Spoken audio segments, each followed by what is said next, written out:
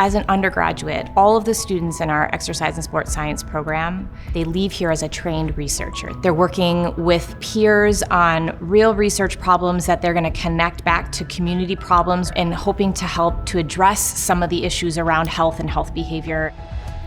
Because of St. Kate's connections in our faculty, we are able to do these amazing projects that wouldn't seem possible.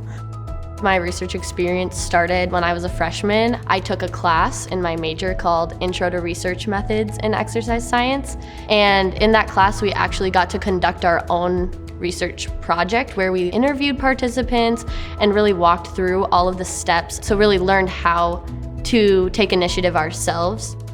We're trying to improve the lives of children with cancer, doing that through research. We want our therapists to be focusing on treating these kids, but we want to learn from what they're doing.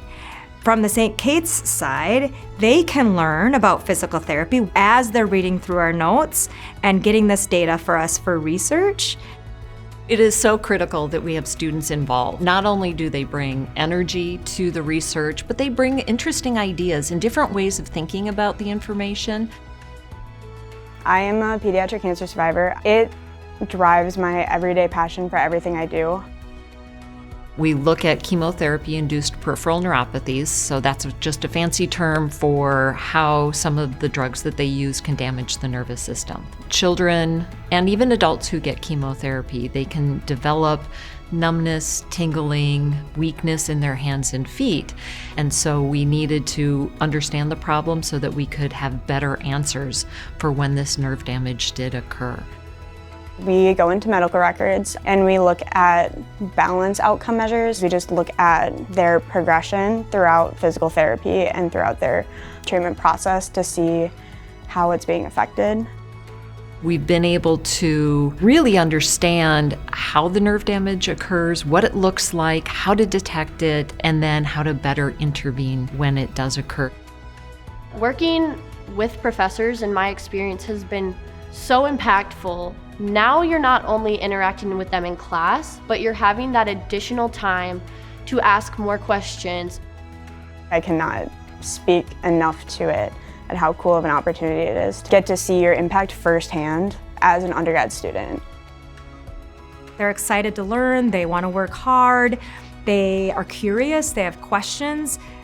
They really want to make this world a better place.